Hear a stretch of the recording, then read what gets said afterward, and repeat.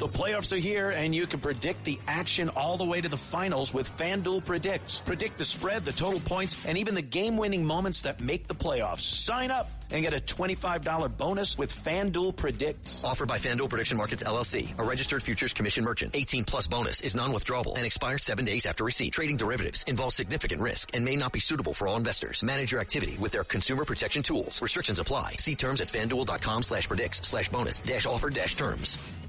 Listen, all you New Yorkers. Taxi. Okay, we're looking around. This is the 77 WABC minicast. Welcome back, everybody. I'm Larry Kudlow. This is the Larry Kudlow Show, and it's a great pleasure to be with you. And you can get this radio broadcast. You can live stream us over the internet, LarryKudlowShow.com, LarryKudlowShow.com. You hear us all across the country, around the globe, throughout the solar system, including the Milky Way. And join us during the week, fabulous Fox Business Network. The name of the show is Kudlow, 4 to 5 p.m. every day, Monday through Friday, 4 to 5 p.m. every day. If you can't make it at 4, just text your favorite 9-year-old. She'll show you how to DVR the show. You'll never miss a thing. Thank you for listening. We talked about breaking news.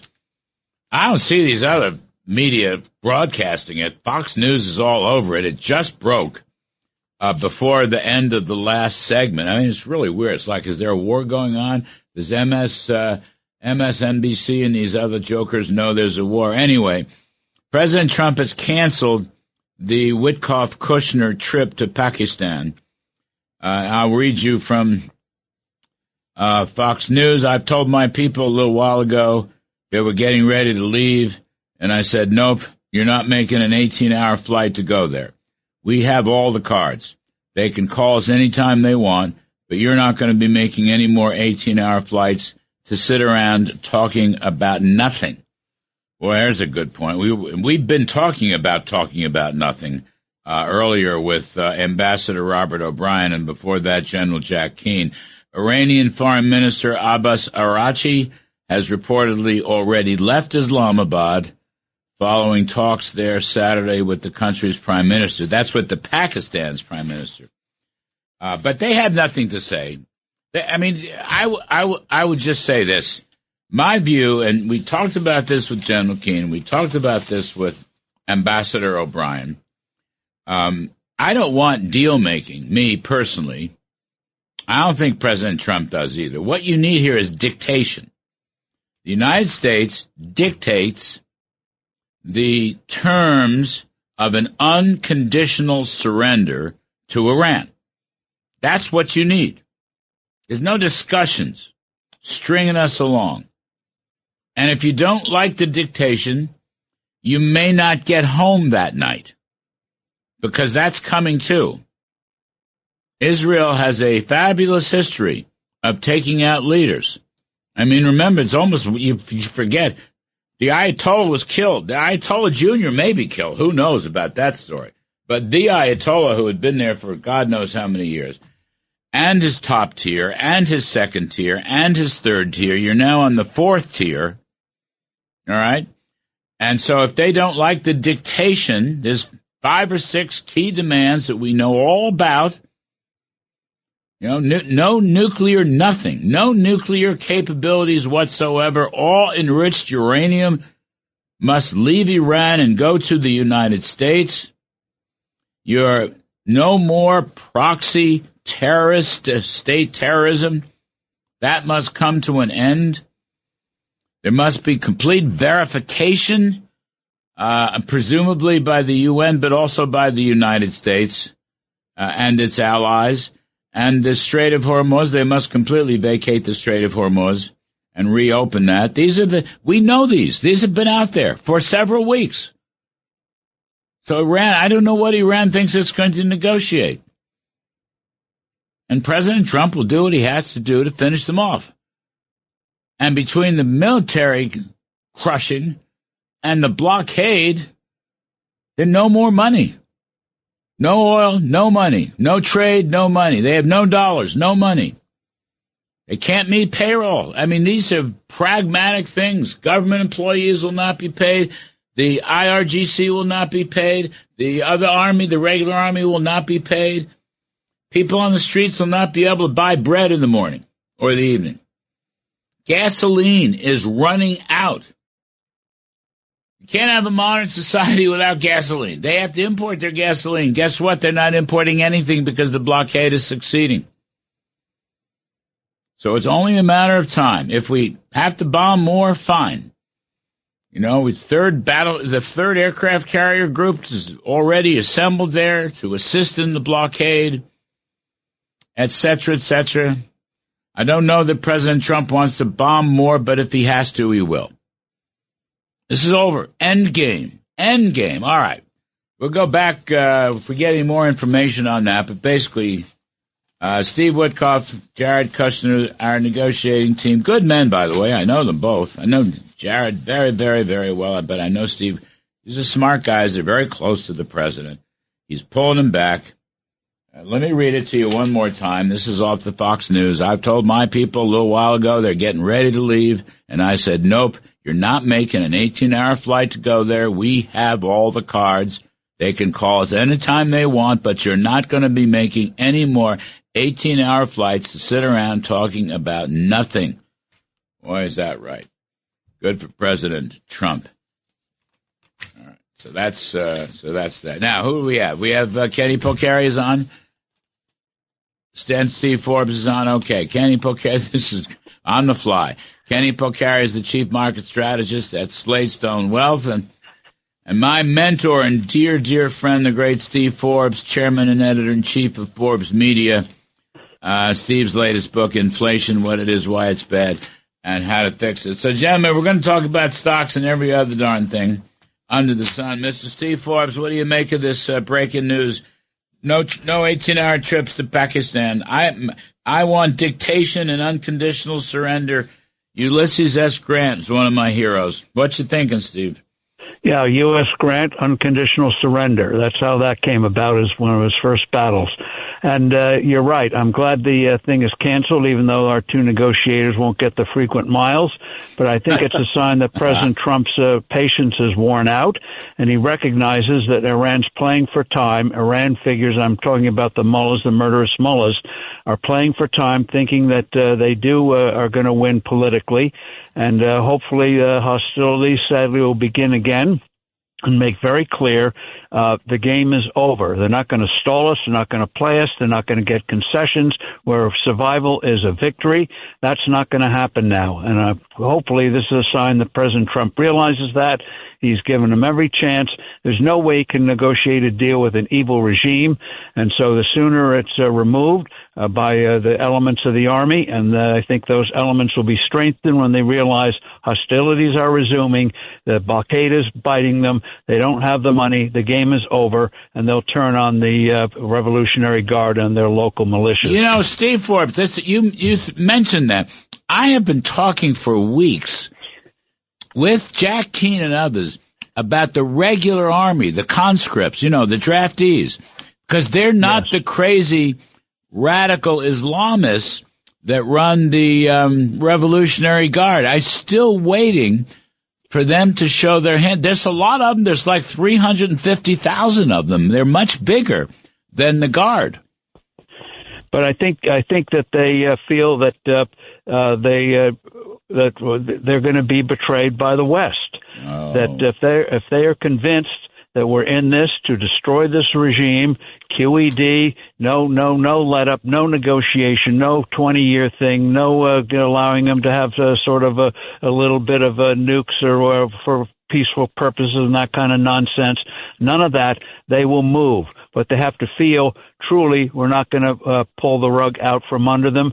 Barack Obama did that in 2009. Unfortunately, the president has been seen as wavering, concerned about midterm elections and all that kind of thing. If they realize the game is up, they will move, but they're not going to move until they feel that they're not going to be betrayed. I have to believe, and I don't know this, I just have to believe that somebody on our team is, in touch talking to that regular army group. I just have to believe that. It's too big to miss. But I don't know.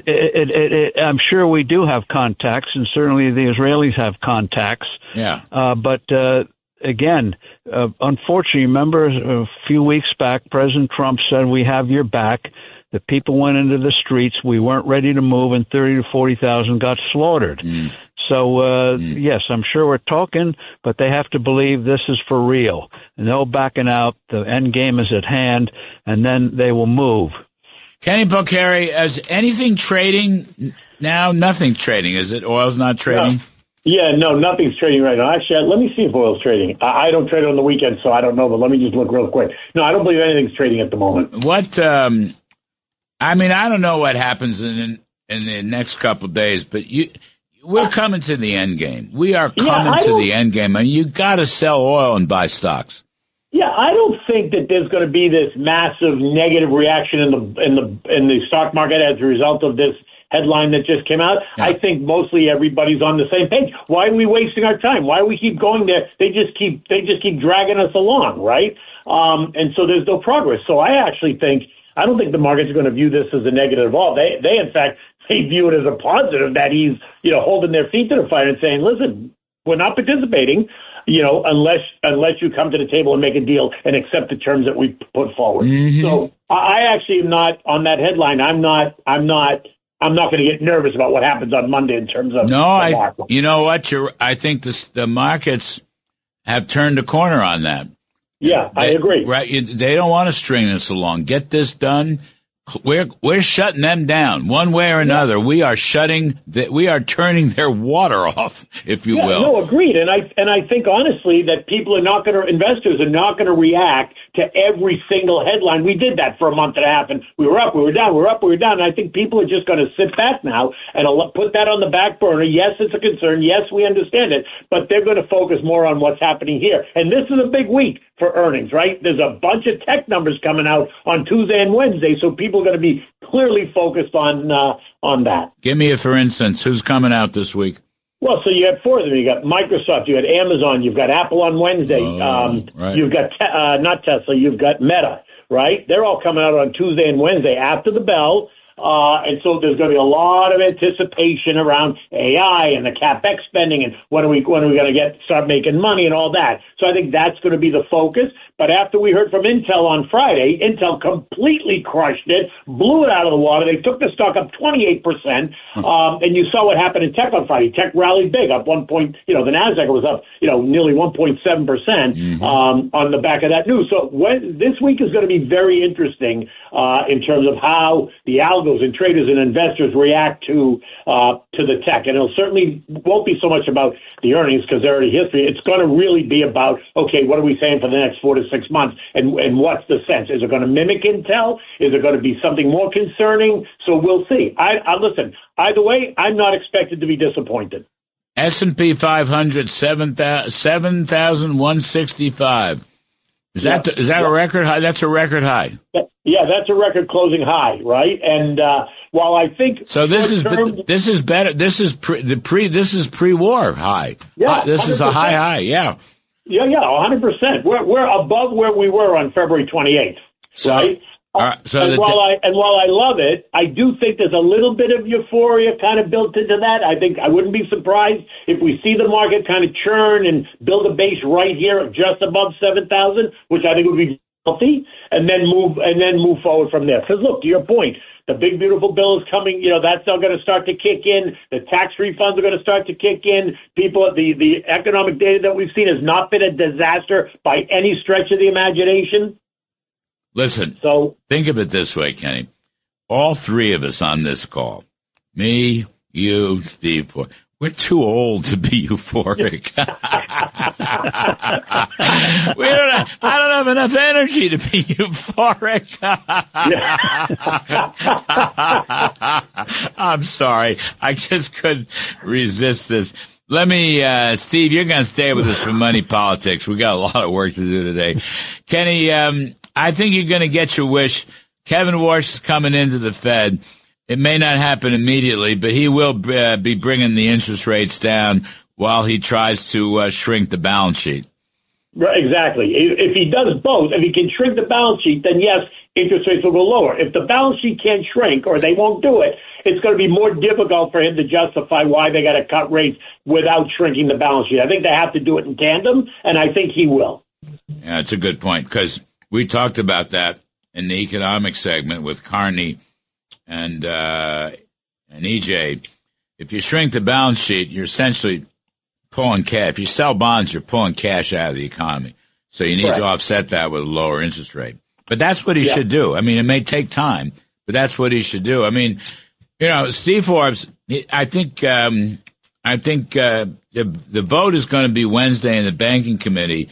Bill Hagerty, Senator Hagerty, told us last night on the TV show that Tillis has no more conditions or objections now. The IG for the Federal Reserve is going to run the investigation of the cost overrun. So, you know, that opens the door for Kevin Warsh. It does indeed, and it's a very good face-saving thing to get things moving forward. Of course, it raised the question, where's the IG been in the last few years when this fiasco is going on? Yeah. But, hey, let's get Warsh in there. He needs to make some very real model changes.